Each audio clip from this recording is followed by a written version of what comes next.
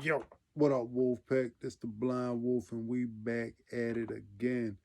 Like to say thank you to everybody that subscribed and listened to my content. Please share the word. Please share the word. Please share the word. All right, y'all know I lost my eyesight July 7th, 2007, in prison walking the yard with my homeboy. Well, I went through many different situations in prison. You know, as a blind person, learning how to live as a blind person in prison. And there were many, many different unforeseen situations that were going to come about. This is a breakfast morning. It's about rain and write ups. Rain and write ups. All right. Over the penitentiary in Baltimore City, we don't have cells that at the end of the tier, the CO can hit a button and all of the cells pop open. They have to walk around and unlock each cell individually with a key. And sometimes they'll start on street side, sometimes they'll start on yard side. And it's 5 tiers. So you got a lot of men running around. And by the time they got to my cell, it's a whole crowd of people out, and they ripping and running on their way to the cafeteria.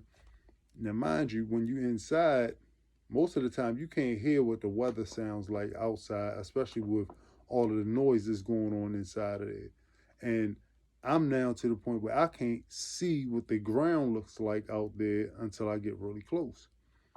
So I get from up out of my cell, get to walking down the steps. Now, I'm at the point where I do have my glasses. So I am at that point. I get to walking down the steps, and I'm walking towards the front door, and I'm noticing that everybody is running as soon as they get outside. So as soon as I get to the door, I'm like, oh man, it's raining. So, and I didn't check the weather this morning. So I get to walking down the steps, and I'm getting in the rain, and I'm noticing that my glasses are getting wet and everything is getting super blurry. Everything getting super blurry. So everybody is running past me, and I done froze up like a deer in headlights because it's too much going on, and I don't want to bump into nobody, and I don't want to get knocked around too. And it's like a little walkway. You got two trailers, a trailer on the right, trailer on the left, and then you want to make a left to go towards Metro Yard to go towards the cafeteria. And I'm still at the first few steps coming down the steps coming from out of B block, and everybody's running. So by the time the last person run past me, I'm still walking slow. I finally make the left and I get to Metro Yard. And when I got to Metro Yard, the CO that sits in the booth right there had already locked the gate. So now she's telling me she's not coming back out, unlocking the gate. I need to go back to B block. I'm out of bounds. I'm like, man, this is crazy.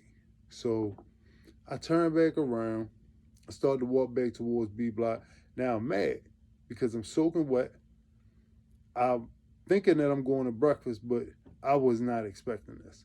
So I get back over there to B block, get back to the door, and now I'm banging on the door, and I'm screaming for a CO. CO, CO, CO. So finally one come from about the bubble like, what is you doing out there? I said, man, I couldn't make it over there to the cafeteria. By the time I got to Metro Yard, the CO said that I was out of bounds. She had already locked the gate, told me to go back to my cell. So I get back up there to my cell, and I'm thinking everything, kind of like, all right, but the whole time she told me I was out of bounds. I'm like, man, that's crazy. Everybody else going to go eat, and at the end of the day, administration, they know that I'm visually impaired, and now I can't even make it to the cafeteria without it being a problem, when it's a bad weather out. So later on that day, I actually got rolled up. Papers come to my cell. They want me to sign off on it. I'm not signing off on it because I feel like I'm being done super wrong. First of all, I'm visually impaired, and I'm not at least having my trades delivered to me when it's a situation like this. Y'all expect me to be able to run and get over there in the rain when I can't see in the rain and make it back with no problems, just like everybody else. Well, I tell the officers that I'm not going to sign off on it. So now I got to go front this little group of COs that call themselves having a hearing. I don't even trip off of that stuff for real. But go down there, a few weeks later, had a little hearing, and I actually won because they know that I'm visually impaired. It's in y'all paperwork. But they never did nothing to make it no easier for me. I had to make a whole new plan for myself for when it's bad weather. I had to make sure that I had extra food myself just to be able to eat if it's a rainy time out. Like, what if it's raining all day? What if it's raining for a couple days? I'm not rich, but now I got to put my hustle game, on 10 to make sure that I got some food in myself at all times. So I did what I had to do.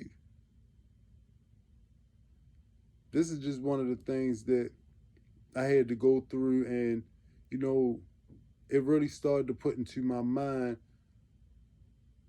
how valued I was by just human beings. Forget the fact that they got CO uniforms on. Like, y'all still human beings.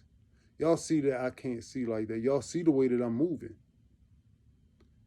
But the heartlessness that it seems like they build up when they put them uniforms on is real. It's real because they ain't care nothing about me being able to eat. They didn't go get me no tray. They didn't say, you know, don't worry about that. We're gonna figure something out for you. You're not human. You are a number. You are a number. And to them, you at the bottom of the totem pole because you in a cell. And 9 times out of 10, somebody in a cell then leaned on them and put them in their place, or put their hands on them and put them in their place. And a lot of the times they look at everybody that's an inmate as the enemy and do what they can to try to make your time that much harder when you might be going through some situations that's already sending you through mental changes like I was going through. I'm really trying to learn how to live my life as a blind person, and I'm having like thoughts that y'all trying to make this harder for me. So this is turning into torture because there's times that I can't get over there to the cafeteria to eat because of the weather. You mean to tell me that y'all will penalize me for this? Well, this is what happened. This is what happened to me in my life. Got wrote up for walking too slow in a rainstorm because I can't see. And y'all keep yourself from up out of the penitentiary. It is not the place to be. There are no rules to this madness. This madness can go in any different way. You might find somebody to actually, care about your situation and will look out for you. That's a CEO. I'm not going to say that all of them are totally heartless, but most of the ones that I ran across in the penitentiary, they were acting like this. This is the type of stuff that I started dealing with, which made me start to build up a hatred towards anybody wearing a CO uniform. But keep in mind, your health is your wealth. And when you go in prison, your health is the least of concerns to these people. Your health is their health is the only thing that they worried about. Them making sure that they get back and forth home is what they worried about. You just being able to get through the day, if you got a medical situation that they know about, man, that's not something that's, no top priority. It's not a top priority. So keep yourself away from these penitentiaries. Stop picking up them guns. That 357 was my baby. I thought I was Hercules walking around with that. Couldn't nothing stop me. Nothing. Till I went in that penitentiary and they showed me some stuff that, man, make you not even want to be near guns. Make you not even want to be near guns, because when the gun is gone, you can't fire at nobody, and you got stuff like this happening to you, you losing your eyesight, you losing a limb, and they won't even give you the proper medication so that you could at least be comfortable in a medical situation, having medical problems. It's a lot of brothers that have suffered inside them walls behind just not getting the proper medical treatment. And I'm one of them, and I don't want that for none of y'all. So like I tell you all the time, keep them 5 P's in mind. Proper planning prevents poor performance. Properly plan for your life so that you'll never have to go inside them walls, so that you'll never have to be placed in torturous situations. Because this is all torture. No man should have to go through what I've gone through losing my eyesight. Properly plan for your life.